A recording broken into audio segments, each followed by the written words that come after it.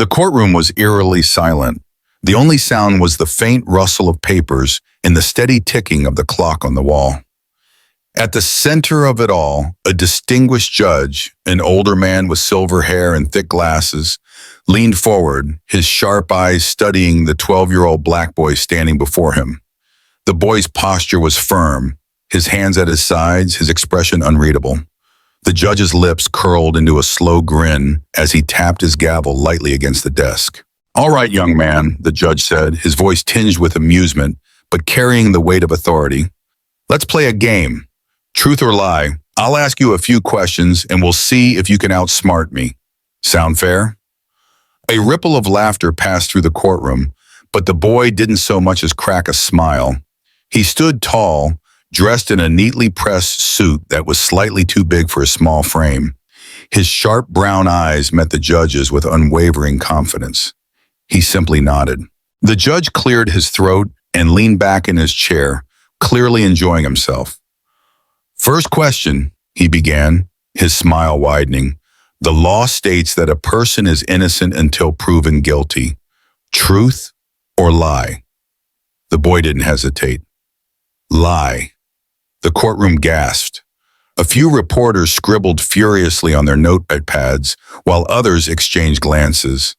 The judge raised an eyebrow, intrigued. "Oh, and why is that?" The boy's voice remained calm, his words deliberate. "Because in reality, people, especially black people, are treated as guilty first. We have to prove our innocence."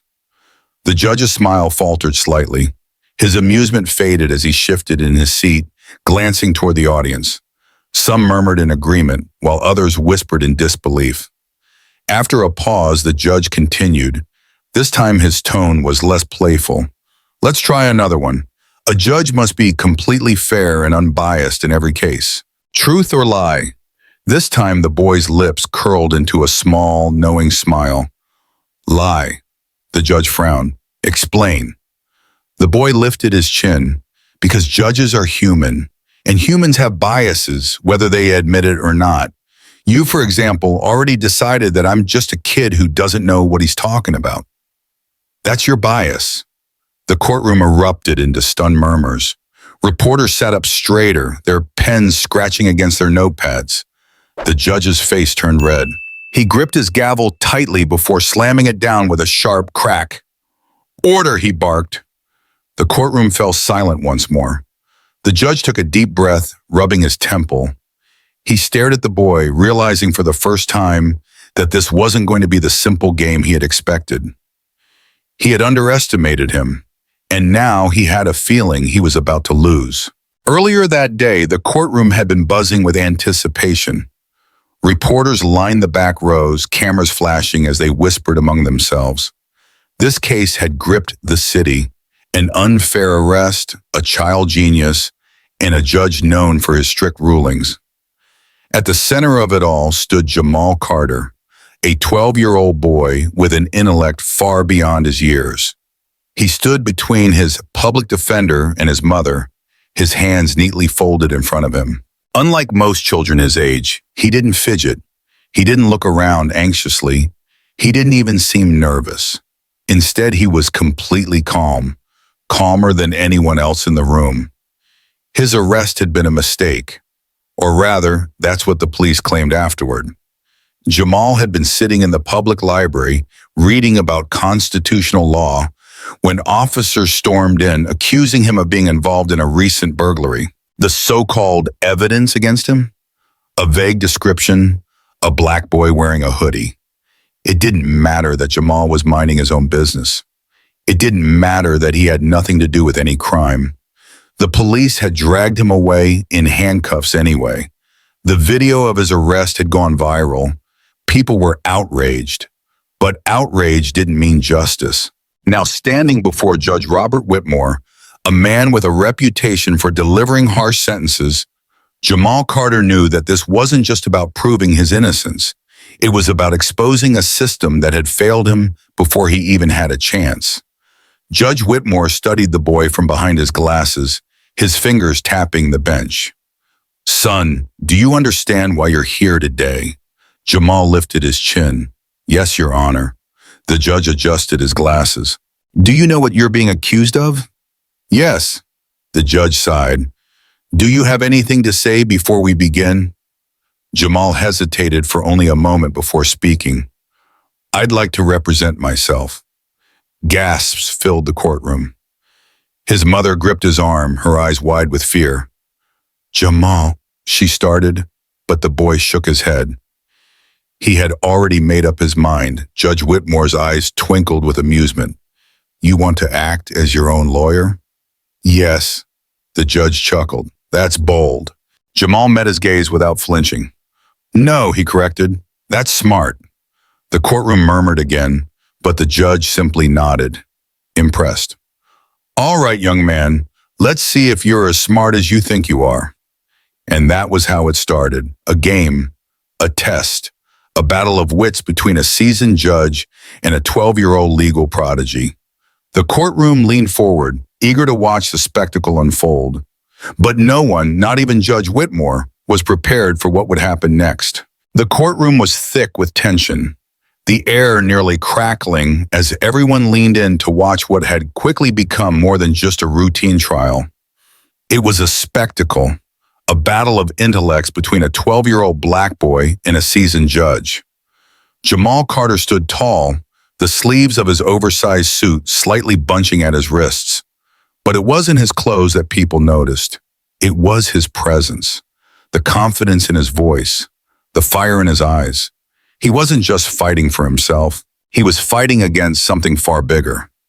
Across the room, Judge Robert Whitmore studied him from behind his glasses, his fingers tapping against the bench in slow, deliberate beats. That's a strong accusation, young man, he said. You're saying the law was broken by those who arrested you? Jamal lifted his chin. I'm not saying it, Your Honor. I'm proving it. A murmur spread through the courtroom like a slow-building storm. Reporters scribbled furiously in their notepads. Camera lenses zoomed in. The nation was watching. Judge Whitmore sighed, turning toward the prosecutor, William Callahan, a tall man in a crisp navy suit. Mr. Callahan, I assume the state is ready to present its evidence.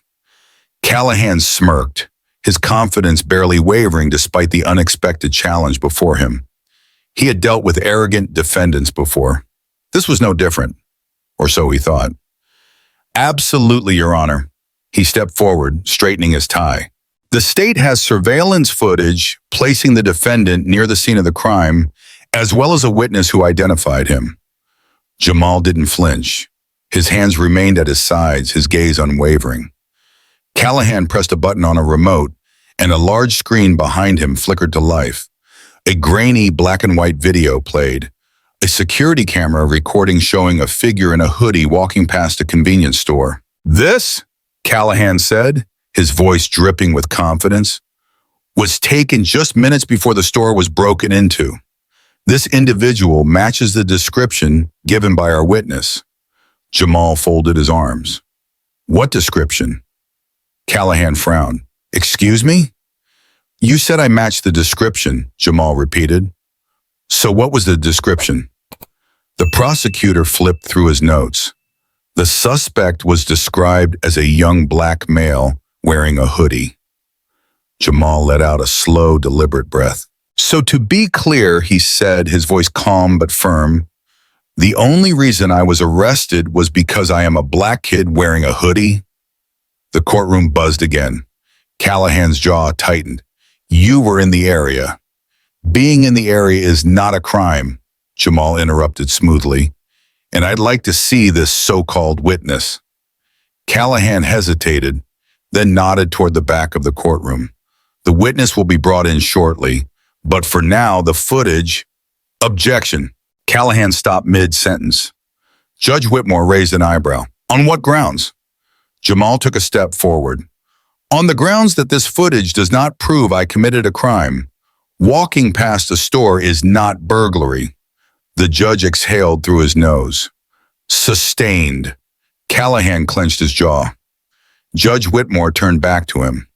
Mr. Callahan, do you have any stronger evidence than a blurry video and a vague description? Callahan hesitated. Then, with noticeable reluctance, he shook his head. Not at this time, Your Honor. Jamal smiled slightly. Interesting, he murmured. The judge leaned forward. Since you are so confident, why don't you tell us where you were at the time of the crime? Jamal adjusted his tie. Gladly, he said. I was at the city library. Callahan scoffed. Can you prove that? Yes, Jamal said, and I can prove something even more interesting. The judge narrowed his eyes.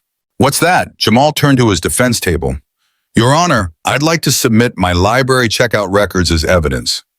A low gasp rippled through the courtroom. Callahan frowned. How does that prove anything? Jamal walked to the defense table, picked up a document, and held it up. Because not only was I at the library, but I checked out a book at the exact time the store was being robbed. He turned to the judge. The timestamp is printed on the receipt. It's irrefutable proof that I wasn't there. A clerk stepped forward, taking the document and handing it to the judge. Judge Whitmore scanned the paper, his face unreadable. After a long moment, he sighed.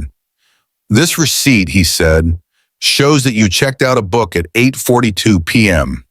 He glanced at Callahan. What time was the store robbed? Callahan's face paled. 8:40 p.m. The courtroom exploded into murmurs. Callahan shifted uncomfortably. That could be a coincidence. Jamal turned toward him, his voice calm but powerful. You arrested me with no real evidence. You brought me here with nothing but assumptions. And now your entire case is falling apart because you underestimated me. The judge exhaled, rubbing his temple. Let's take a short recess. We'll reconvene in 20 minutes. He banged his gavel. The moment the courtroom doors opened, a police officer rushed in, looking frantic. Your Honor, he called, panting. We just got a report. The real suspect has been caught, and he's already confessed. The room froze. All eyes turned to Jamal. He didn't say a word. He just smiled. A heavy silence settled over the courtroom. The police officer, still catching his breath, held up a manila folder. The real suspect was caught breaking into another store just 15 minutes ago. When questioned, he confessed to both crimes, including the one Jamal Carter was accused of. Judge Whitmore stared at the officer. Then slowly he turned to Jamal. The 12-year-old genius stood tall. He had known it all along. The judge tapped his fingers on his desk, his expression darkening. Officer, are you telling me that we've been putting the boy on trial for a crime someone else just admitted to? The officer shifted uncomfortably. Yes, Your Honor. The courtroom erupted into chaos. Reporters frantically took notes. Cameras flashed. Jamal's mother grabbed her chest, overwhelmed with emotion. Callahan clenched his jaw. He had been so sure, so arrogant. Now he looked like a fool. Judge Whitmore exhaled through his nose, clearly irritated. Mr. Callahan, he said in a low voice, do you have any explanation for this? Callahan opened his mouth, but no words came out. There was no explanation that wouldn't make him look incompetent. His case had just collapsed in real time. The judge turned back to Jamal. His voice was quieter now, but it held something new. Respect. Jamal, he said, you knew, didn't you? Jamal nodded. I knew I was innocent. I just needed time to prove it. The judge sighed, rubbing his temples. This is a disaster. He took a long breath, then sat up straight. The charges against Jamal Carter are officially dropped. This case is dismissed. A cheer erupted from the back of the courtroom. Jamal's mother rushed forward, throwing her arms around him. But even as the courtroom exploded in celebration, Jamal Carter knew one thing. Something wasn't right, and he wasn't leaving until he found out why the courtroom was still buzzing with murmurs, the tension thick enough to suffocate. Jamal Carter stood motionless, his sharp eyes locked onto the officer who had just rushed in with the supposed breakthrough. The man was still out of breath, gripping the manila folder as if it contained the final piece of the puzzle. The real suspect was caught breaking into another store just 15 minutes ago, the officer repeated. When questioned, he confessed to both crimes, including the one Jamal was accused of. The room froze. The weight of that revelation pressed down on everyone. Judge Robert Whitmore slowly turned to face Jamal, his expression unreadable. "You're telling me," the judge said, his voice slow and deliberate, "that we have been putting this boy on trial for a crime someone else just admitted to?" The officer swallowed hard, shifting uncomfortably. "Yes, Your Honor." Chaos erupted. Reporters scrambled, cameras flashed, and the sound of frantic whispers filled the air. Jamal's mother gasped, gripping her chest, overwhelmed by the roller coaster of emotions. One moment her son had been treated like a criminal, and the next his innocence was proven, not by the legal system that had failed him, but by pure chance. Across the room, Prosecutor William Callahan's face had lost its color. He clenched his jaw, his confidence crumbling before the entire courtroom. Judge Whitmore rubbed his temples, exhaling in clear frustration. "Mr. Callahan," he said, his tone sharp, "do you have any explanation for this?" Callahan opened his mouth but hesitated. There was nothing he could say. He had built this case on assumptions and a weak narrative, and now it had collapsed in real time, right before the public's eyes. The judge turned back to Jamal. For the first time, his voice wasn't dismissive or amused. It carried something different. Respect. "Jamal," the judge said, "you knew, didn't you?" Jamal nodded, his voice steady. "I knew I was innocent. I just needed time to prove it." The judge sighed, rubbing his temples once more. Then, after a long breath, he straightened his posture. "The charges against Jamal Carter are officially dropped. This case is dismissed." A cheer erupted from the back of the courtroom. Jamal's mother rushed toward him, throwing her arms around him, tears spilling onto his shoulder. "Oh, baby, I knew you proved them wrong," she sobbed. Jamal hugged her back, but his mind was racing. He had won, but something wasn't right. The pieces didn't fit. The police had arrested him too easily. The prosecutor had pushed too hard with almost no real evidence. And now, just as he was about to tear apart the case, the real suspect was conveniently caught. Something was off. Judge Whitmore banged his gavel. "Court is adjourned." People began packing up, but Jamal didn't move. "Wait," he said. The room stilled. The judge frowned. "Jamal, the case is over. You're free to go." Jamal nodded. "I know," he said, "but I have a question for the officer."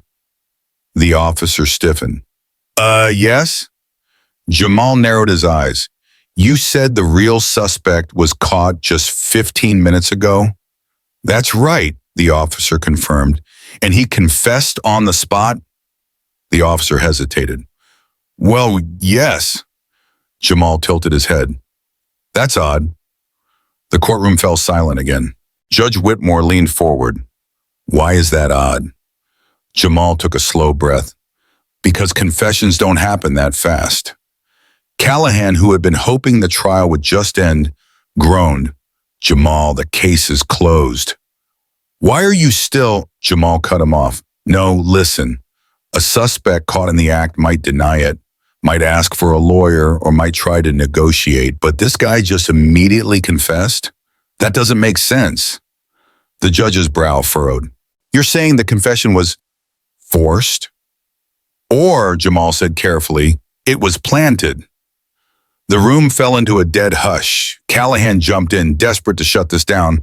"Jamal, enough! The case is dismissed. You won!" Jamal turned to him, his expression unreadable. "If the case was weak, you knew it. You knew it from the start." Callahan's smirk finally vanished. Jamal took a step closer. "So why did you push it anyway?" The entire courtroom was watching. Judge Whitmore's fingers drummed against his bench. "Mr. Callahan," he said in a low voice, "did someone pressure you to make sure Jamal was found guilty?" Callahan licked his lips. His hands trembled. I can't talk about that." Jamal smirked. "That means yes." A wave of murmurs ran through the room. The judge's jaw tightened. He had seen corruption before, but not like this. He turned back to the officer. "I want the full report on this confession now." The officer hesitated. I don't have it with me. Then go get it. The officer bolted out of the room. The judge sighed, rubbing his forehead. We will take a 30-minute recess while we wait for that report. Court is not adjourned. Jamal finally allowed himself a small smile. He had won his case, but something was wrong. Something bigger was going on, and he was going to find out what. The courtroom remained deathly silent, the weight of Marcus Carter's words hanging thick in the air. Callahan, the once confident prosecutor, now looked like a man drowning in his own guilt. His hands trembled at his sides as he avoided Marcus's piercing stare. The reporters, sensing a story far bigger than the case itself, furiously scribbled notes and snapped photos, their cameras flashing like lightning. Judge Robert Whitmore exhaled slowly, rubbing his temple as though trying to ward off an impending headache. He had seen corruption in the system before, but never this blatant, never this reckless. He turned to Callahan, his voice low but firm. Mr. Callahan, answer the boy's question. Did someone pressure you to make sure he was found guilty? The prosecutor licked his lips, his breathing uneven. He wanted to deny it, but Marcus could see it in his face. Fear. Callahan was afraid of something. Or someone. I can't talk about that, Callahan stammered. Marcus's lips curled into a knowing smirk. That means yes. The courtroom erupted into chaos. Gasps, whispers, and the furious clicking of cameras filled the room. Judge Whitmore banged his gavel, but it did little to calm the storm that had just been unleashed. Across the room, Marcus's mother clutched his arm, her eyes pleading. Baby, please, let it go. We won. Let's just go home. Marcus turned to her, his jaw clenched. Mom, something bad already happened. I was almost locked away for a crime I didn't commit, and now they're trying to cover it up. How many more people have they done this to? Judge Whitmore let out a long breath, his gaze sharp as he studied Marcus. You're really not going to let this go, are you? Marcus shook his head. Not until I find the truth. The judge sighed, leaning back in his chair. Then we need proof, real proof. If you're right, if this is bigger than one case, we need to be smart about how we go after it. Marcus nodded. Then we start with the confession. Callahan tensed, his face turning pale. Oh, for the love of, the prosecutor muttered. Marcus, the case is over. You won. Why are you still digging? Marcus turned to him, his voice calm but deadly sharp. Because I know you knew. Callahan blinked. Excuse me? Marcus took a step closer. You knew this case was weak. You knew the evidence against me was trash. And yet you pushed it anyway. Why? The prosecutor visibly swallowed, his entire body stiff. Sweat formed along his hairline. I was just doing my job, Callahan muttered. But even he didn't sound convinced by his own words. No, Marcus countered, stepping even closer. You were doing someone else's job. Who told you to make sure I lost? Gasps rippled through the crowd. Judge Whitmore's fingers drummed against the bench, his expression dark and unreadable. Callahan's jaw clenched so tight the veins in his neck bulged. I can't answer that, he choked out. Marcus's smirk deepened. That means yes. Before anyone could react, bang, the back doors of the courtroom burst open as two uniformed officers stormed in. Their faces were stone cold, their posture stiff with authority.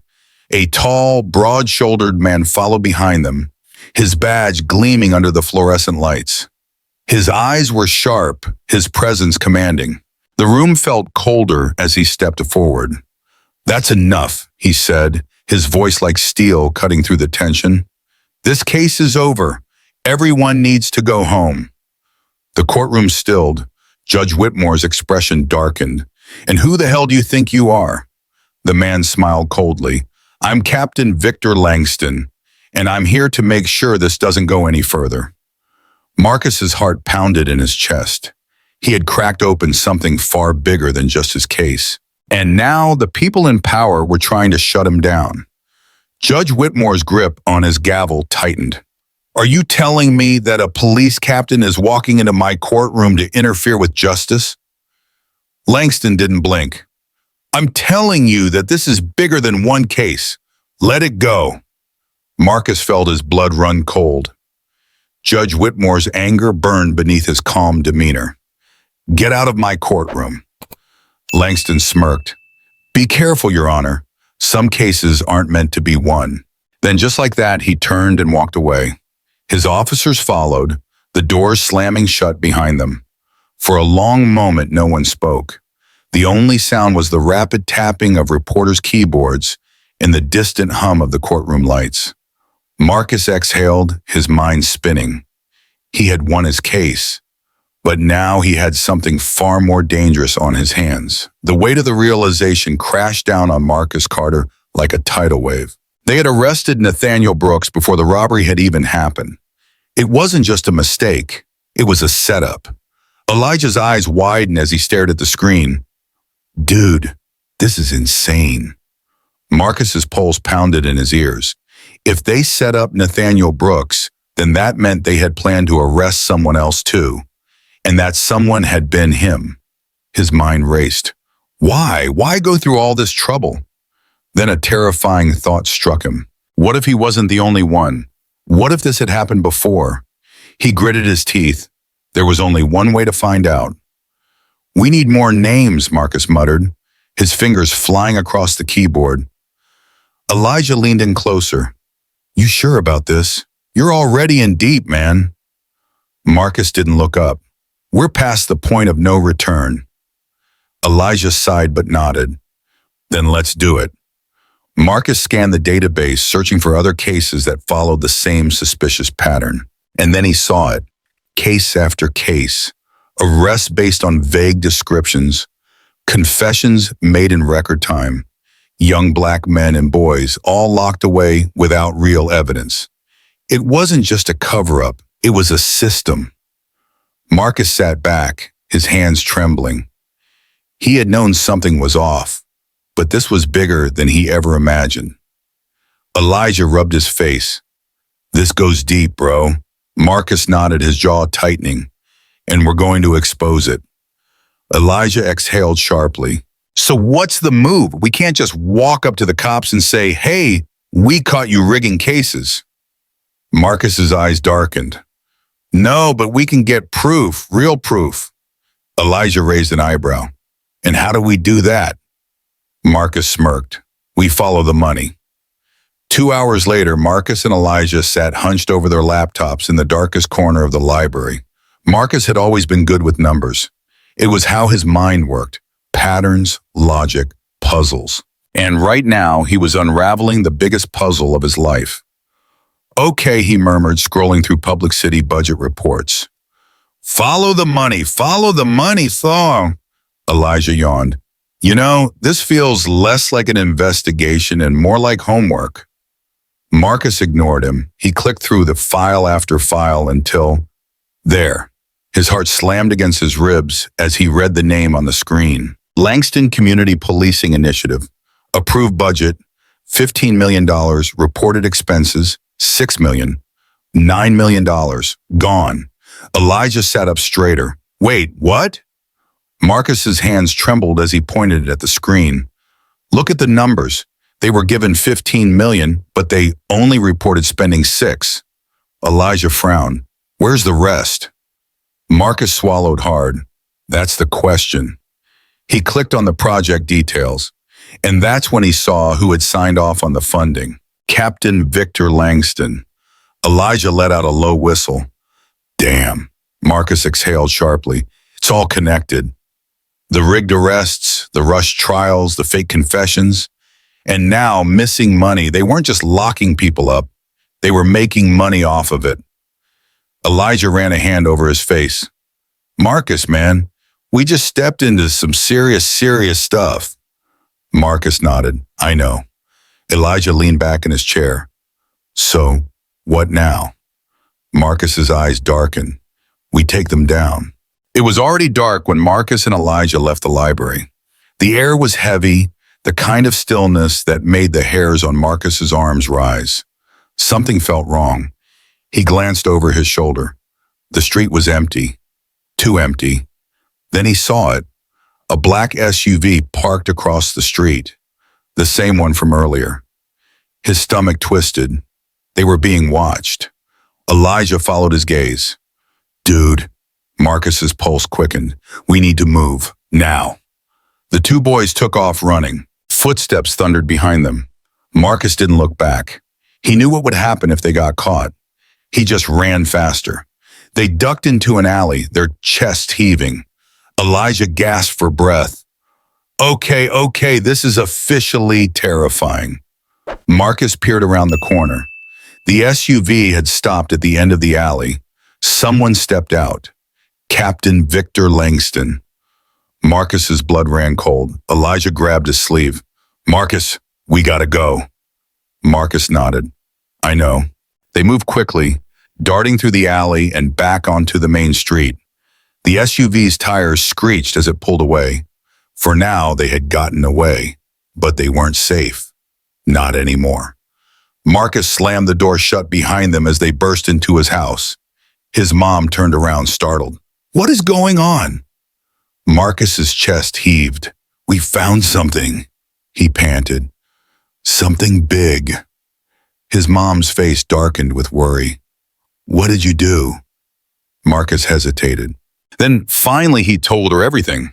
The fake arrest, the rigged confessions, the missing $9 million. By the time he finished, his mother's hands were shaking.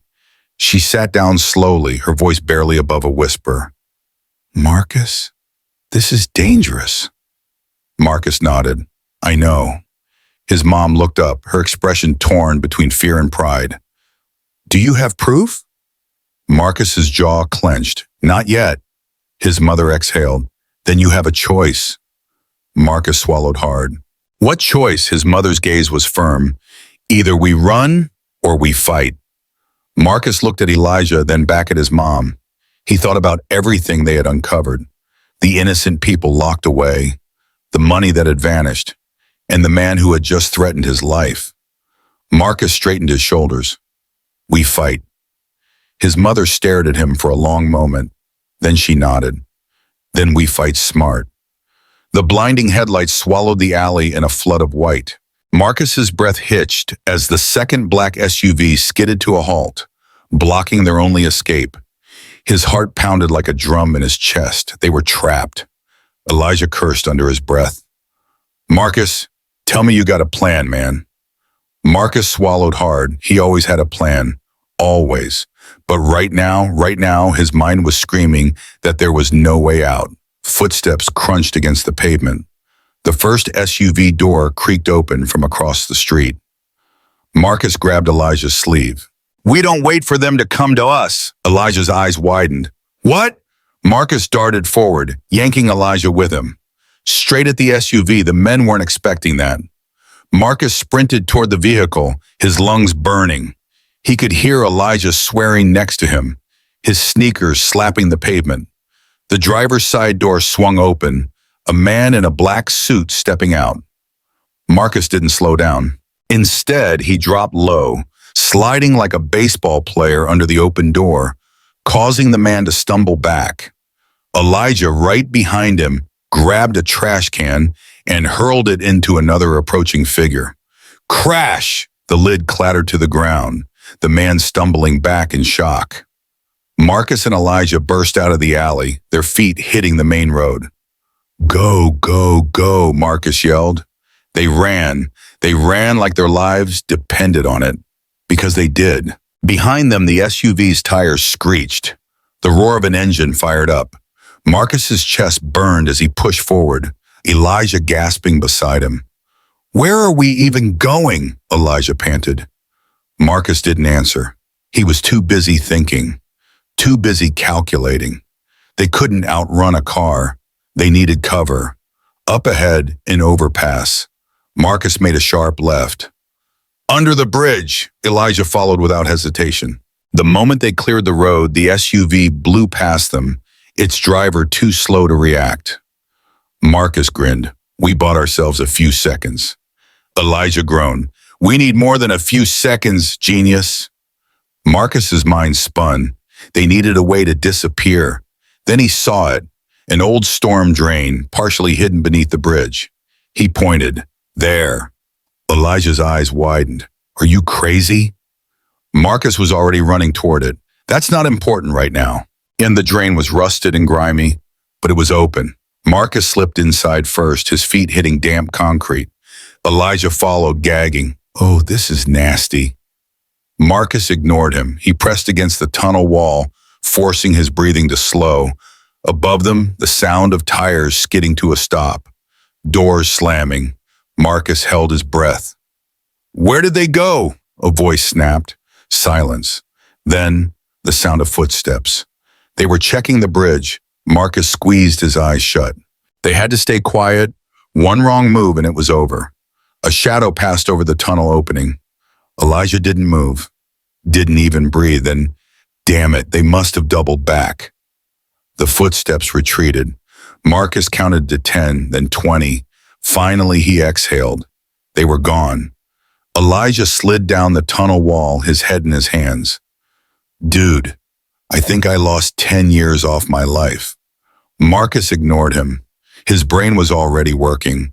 This wasn't just about his case anymore. This was about something bigger, something deep, something deadly.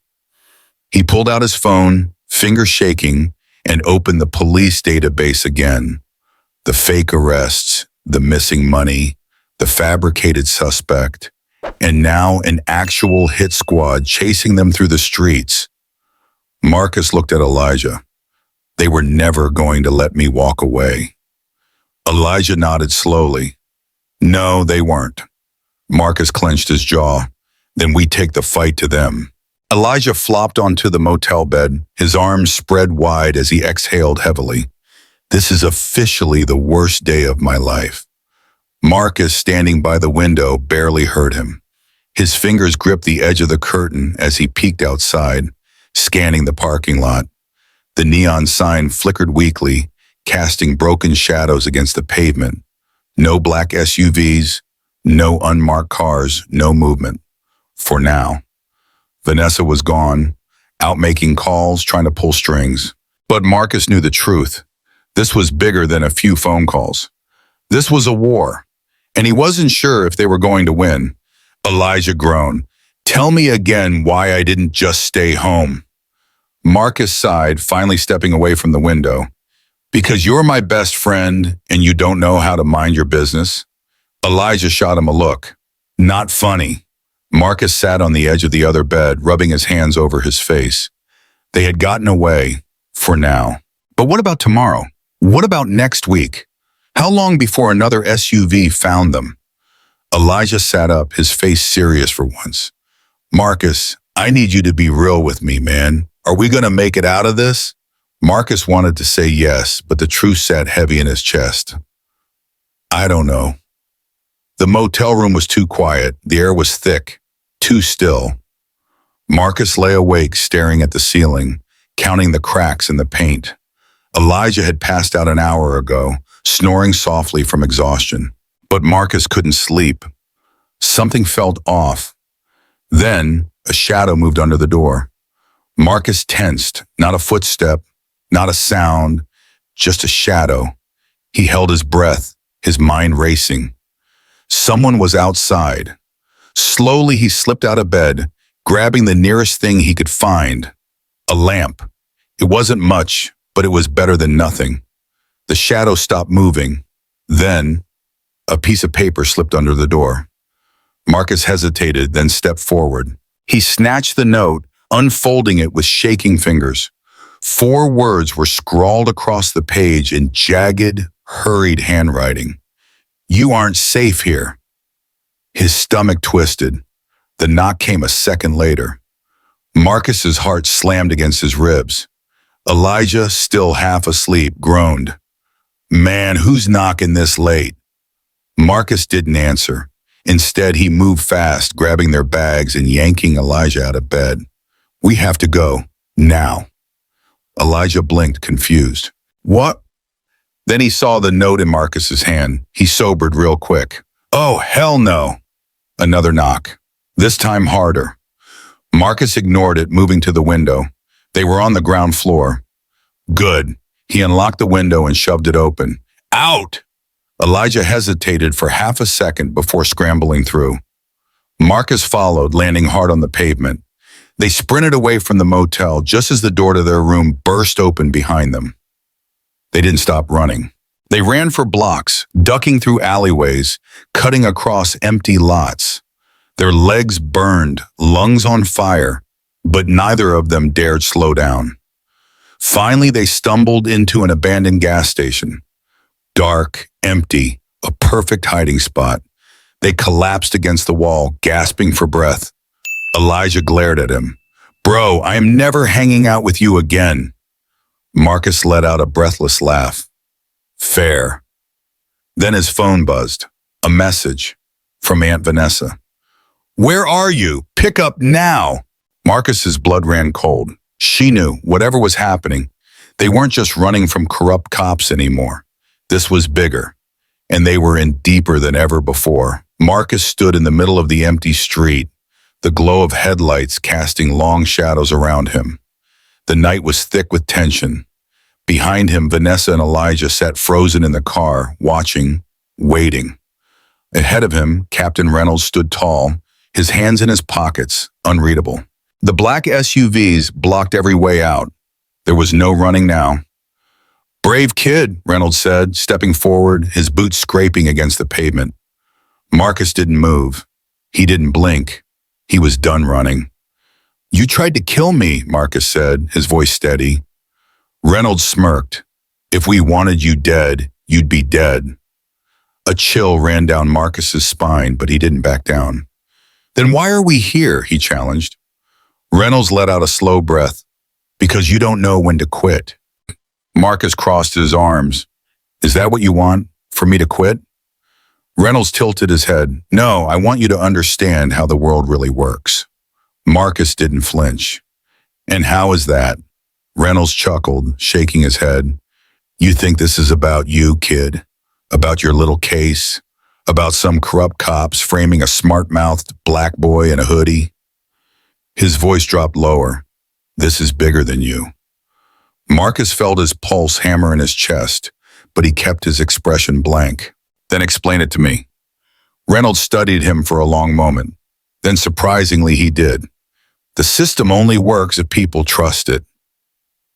His voice was smooth, almost casual. We don't care about right or wrong. We care about control. If people start questioning the system, if people like you start pulling at the loose threads, everything unravels. Marcus clenched his jaw. So you'd rather frame an innocent kid than admit the truth? Reynolds smiled, but there was nothing kind about it. We didn't frame you, Marcus. We picked you. Marcus felt his stomach twist. Picked me for what? Reynolds sighed like he was talking to a stubborn student. You're smart, smarter than most. And kids like you? He stepped closer, voice dropping to a whisper. They either work for us or they disappear. Marcus swallowed hard. You're lying. Reynolds arched an eyebrow. Am I? His heart pounded. He wanted to deny it, wanted to believe this was just about his case. But deep down, he knew. This had never been about a single robbery. This was about power. And Reynolds was offering him a choice. You think you're exposing corruption? Reynolds continued.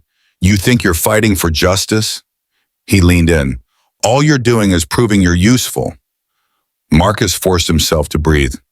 And if I say no? Reynolds smirked. Then you already know what happens next. Behind him, Vanessa's voice was sharp. Marcus, get in the car, now. Elijah was gripping the dashboard, eyes darting between the men in black. Marcus took a slow step back.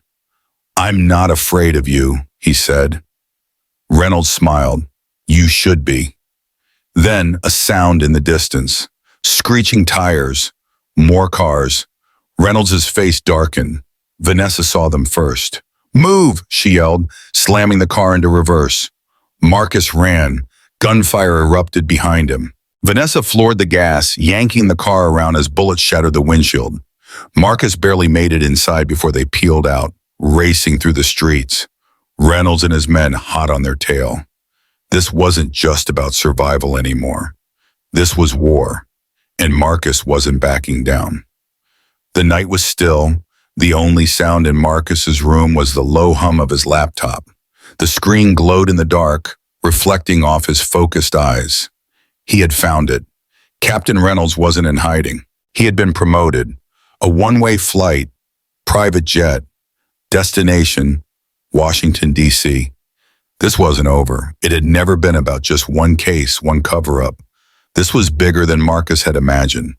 He leaned back in his chair, exhaling slowly. They hadn't erased Reynolds. They had elevated him. Marcus's fingers hovered over the keyboard. He had a choice to make.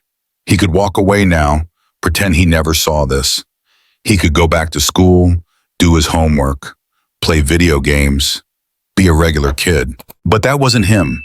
He had never been just a kid. Downstairs, the house was quiet. His mother had finally stopped pacing, finally gone to bed. Vanessa was still awake, sitting on the porch, probably thinking about the same thing Marcus was. Elijah had gone home, still convinced that pretending none of this had happened was the best strategy. Marcus didn't blame him, but Marcus wasn't wired that way. His phone vibrated, a message from an unknown number. "Walk away, Marcus. Stay in your lane." Marcus smirked. They were already watching. He typed back, "See you soon." He hit send. Then he started digging. Washington, D.C.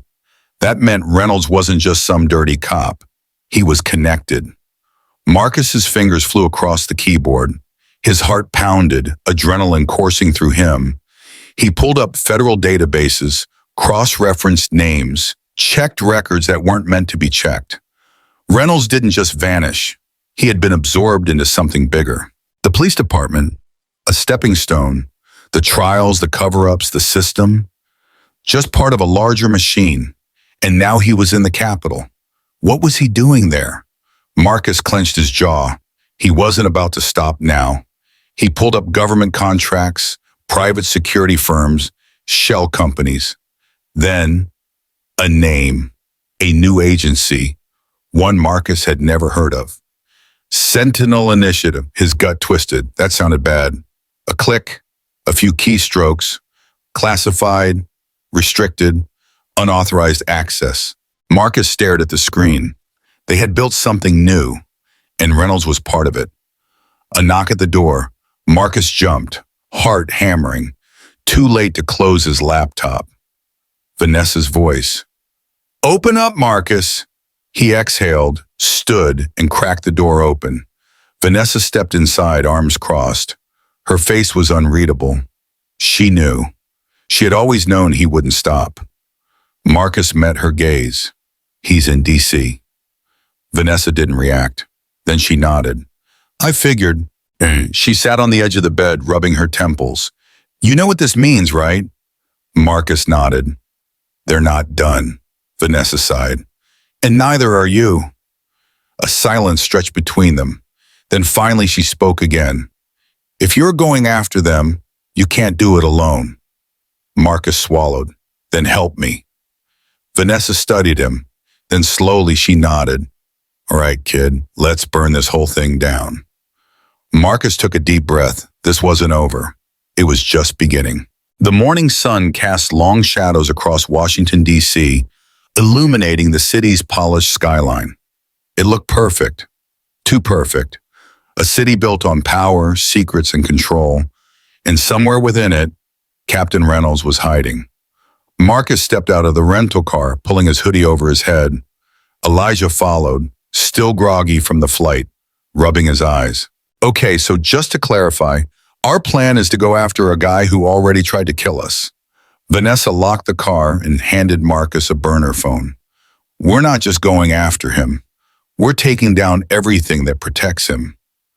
Marcus exhaled slowly, his eyes burning with determination. "Let's get to work. A private security firm with government contracts. a business that existed in the shadows, fixing problems for the powerful. And now it had just hired Captain Reynolds. Vanessa had driven them to the edge of the city, stopping a block away from the Helios Group's main office, a sleek glass-paneled building with security cameras on every corner. Elijah leaned forward, peering through the windshield. Yeah, that place screams illegal activities. Marcus smirked, which means we're in the right spot. Vanessa cut the engine and turned in her seat.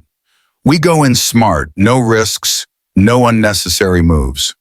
Elijah crossed his arms. Oh, good, because I thought we were just going to walk in there and ask nicely. Marcus ignored him, pulling up his phone. He had already hacked into their personnel files, and now he was about to get them inside. Marcus tapped away on his screen, rewriting an entry in the visitor logs. Within seconds, their names appeared as scheduled guests. Vanessa raised an eyebrow. You're scarily good at this. Marcus shrugged. They make the system. I just learned how to break it. With a deep breath, they stepped out of the car and walked toward the front entrance. Inside, the lobby smelled like expensive coffee and power.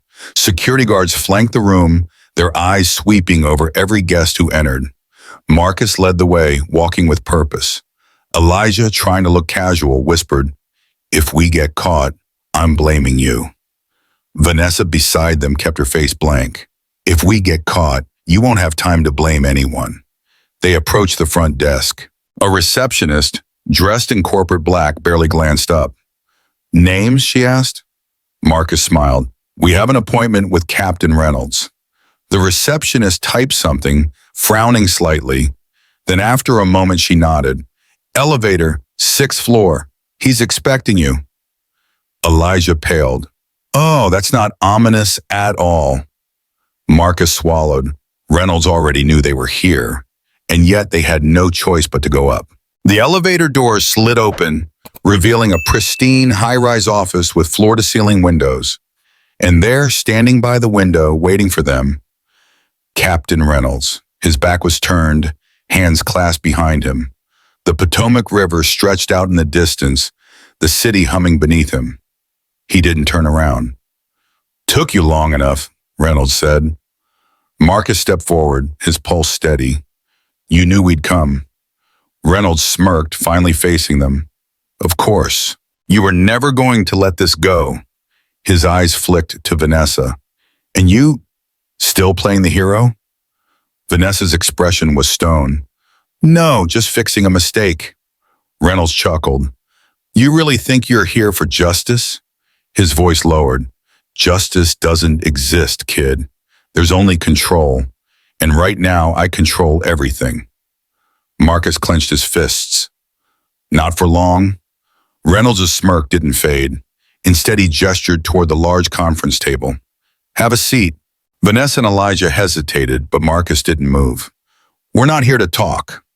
Reynolds tilted his head. Then why are you here? Marcus took a slow breath. To expose you. And then he pulled out his phone and hit send. A soft ping filled the room. Reynolds glanced at his phone. Then his smirk vanished, because across every major news outlet, a breaking headline appeared. Government cover-up, leaked documents reveal corruption inside federal security agencies. Marcus met Reynolds' eyes. You wanted control? I just took it away. Elijah exhaled. Oh, that's going to leave a mark. Reynolds' jaw tightened. For the first time, he looked cornered. Vanessa crossed her arms. Looks like your people won't be able to bury this one. Reynolds exhaled sharply. You think this means you've won? Marcus took a step forward. No, his voice was steady. I think this means you have lost. For the first time, Reynolds had no words.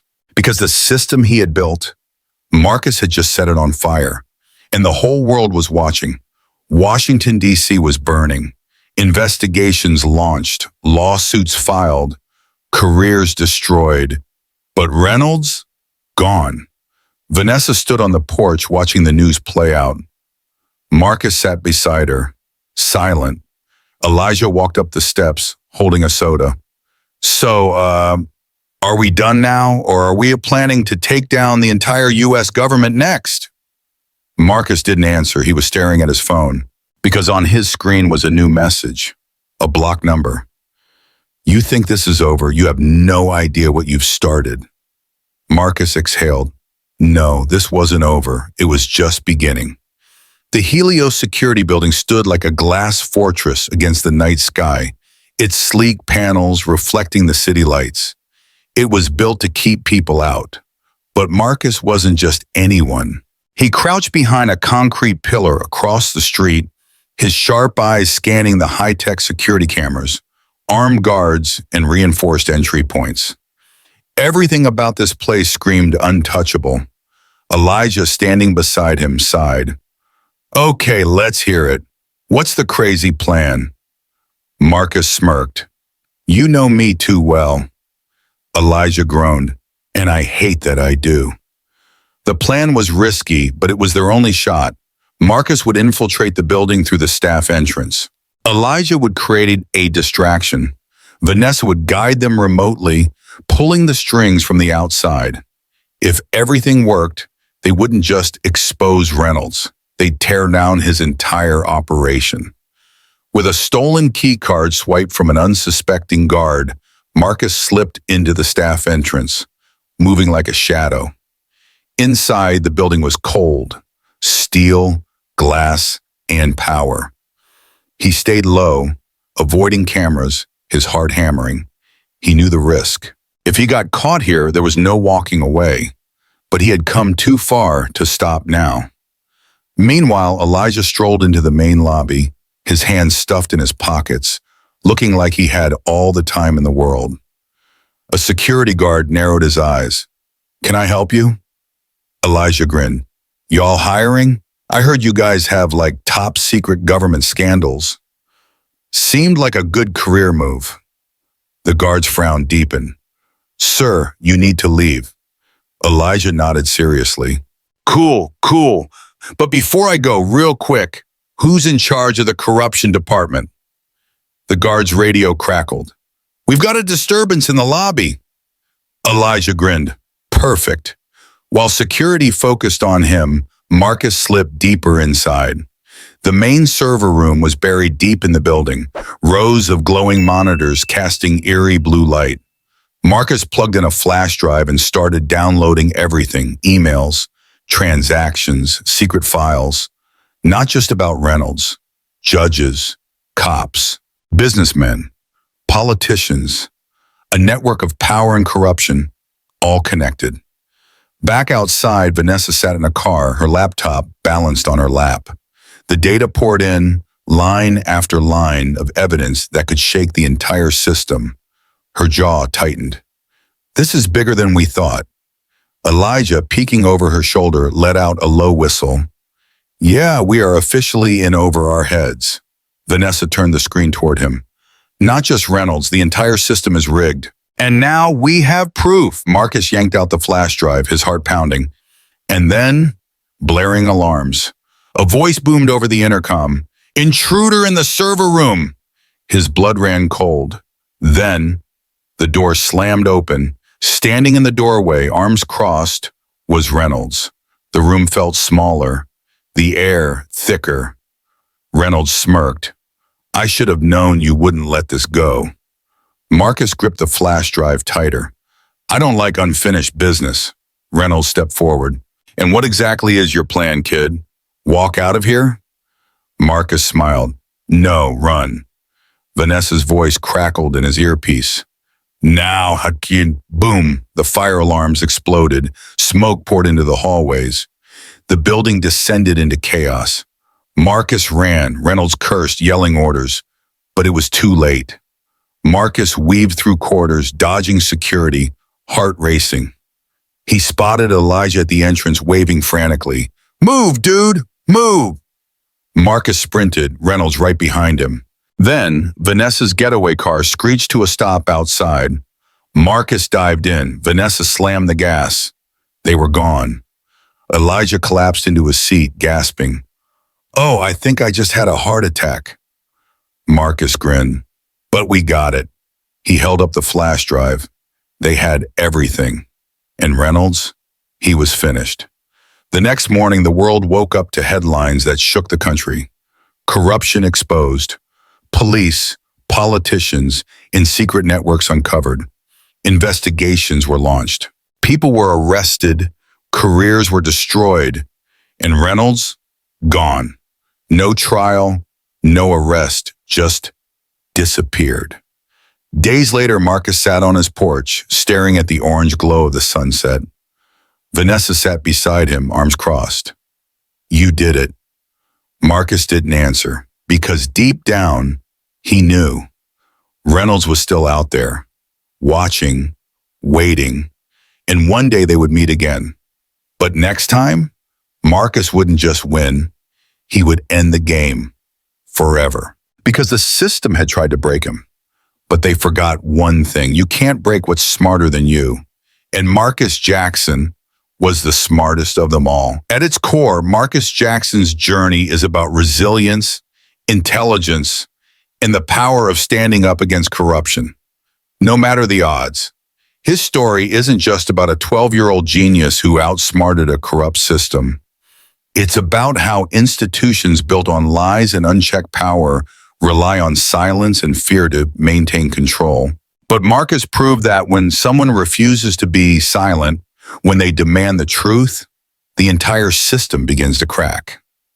One of the most powerful lessons from Marcus's story is that knowledge is power, but only when it's used. From the moment he was falsely accused, Marcus refused to accept his fate. He knew the truth, but knowing wasn't enough. He had to prove it, fight for it, and risk everything to expose it. In real life, how often do we see injustices happen but do nothing because we assume the system will fix itself? Marcus teaches us that the system doesn't fix itself. The people who demand accountability do. His battle against Reynolds also highlights another harsh reality. Corruption is often deeply rooted in the places meant to serve justice. Marcus wasn't just fighting one bad cop or one corrupt prosecutor. He was up against an entire network designed to protect the guilty and sacrifice the innocent. This mirrors real-life cases where power is abused, evidence is fabricated, and people are wrongfully accused simply because they are seen as easy targets. But Marcus wasn't an easy target. He was smarter than the system expected. His ability to think ahead, to gather proof, and to use the very system against itself was what ultimately saved him. It's a reminder that when facing injustice, staying silent is never an option. Another key takeaway is that courage doesn't mean the absence of fear. It means pushing forward despite it. Marcus was scared. He knew what he was up against. But he also knew that if he backed down, it wouldn't just be him at risk. It would be every other kid like him who didn't have the knowledge or resources to fight back. His willingness to take risks, even when it meant facing powerful enemies, shows that true bravery isn't about being fearless. It's about knowing what's right and doing it anyway. Lastly, Marcus's story teaches us that winning one battle doesn't mean the war's over. Even after he exposed Reynolds and the system's corruption, the villain disappeared, not defeated, just waiting. This reflects the reality that injustice doesn't end with one victory. Corrupt systems don't disappear overnight, and people like Reynolds will always find ways to come back. That's why people like Marcus, those who refuse to stop fighting, are needed. In the end, Marcus's journey proves that one person, no matter their age, can challenge a corrupt system and force it into the light. But the real question is, when faced with injustice, will we be as brave as Marcus? If you enjoyed this story and believe in standing up for the truth, don't forget to hit the like button. It really helps more people see this important message. Leave a comment below and tell us, what would you have done in Marcus's situation? How do you think corruption should be fought in real life? We'd love to hear your thoughts. Share this video with your friends and family so more people can learn from Marcus's story. The more we spread awareness, the stronger we become in the fight for justice. And of course, subscribe to the channel and turn on notifications so you never miss an eye-opening story like this one. We've got more powerful content coming your way. You won't want to miss it. Thank you for watching and supporting the channel. Stay smart, Stay strong and always stand up for the truth.